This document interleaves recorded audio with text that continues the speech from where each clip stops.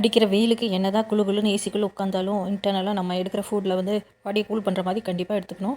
உடம்பு நல்லா இந்த சம்மரில் பார்த்துக்கணும். அதுக்காக இன்றைக்கி பிரேக்ஃபாஸ்ட்டுக்காக நம்ம வீட்டில் கம்பங்கூழ் செஞ்சுருக்கேன். கம்பங்கூழ் முழு கம்பாக எடுத்து ஒரு 6 மணி நேரம் ஊற வச்சுட்டு அதை மிக்சியில் போட்டு 1-2 குருணையாக அரைச்சிட்டு குக்கரில் போட்டு நம்ம வேக வைக்க போகிறோம். அதில் தேவையான அளவுக்கு தண்ணி ஊற்றிட்டு 1 டம்ளர் கம்பு எடுத்திங்கன்னா 5 டம்ளர் தண்ணி ஊற்றினீங்கன்னா கரெக்டாக இருக்கும். அந்த மாதிரி கம்பும் தண்ணியும் சேர்ந்து வர அளவுக்கு மிக்ஸ் பண்ணி விட்டுட்டே இருக்கணும். அடி பிடிக்காமல் ஒரு அளவுக்கு போது தண்ணியும் அது 2 சமமாக ஆன பின்னாடி நம்ம வந்து குக்கர் மூடி போட்டு வெயிட் போட்டு ஒரு 4 விசில் வச்சாலே நல்லா வெந்துடும். அப்படியே விட்டுட்டோன்னா நல்லா ஆறிடும். ஆறின பின்னாடி இறக்கி நம்ம வந்து அதுக்கு சின்ன சின்ன உருண்டையாக எடுத்து ஒரு பவுலில் போட்டு வச்சுட்டு தண்ணி ஊற்றி ஒரு 8 மணி நேரம் வச்சோன்னா நல்லா ஃபர்மெண்ட் ஆயிரும்.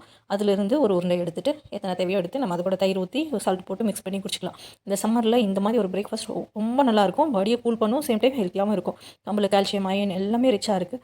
கண்டிப்பாக இந்த சம்மரில் எடுத்துக்கோங்க. ஈஸியான பிரேக்ஃபாஸ்ட், ஆனால் ஹெல்த்தியான பிரேக்ஃபாஸ்ட். எல்லோரும் கண்டிப்பாக ட்ரை பண்ணி பாருங்கள்.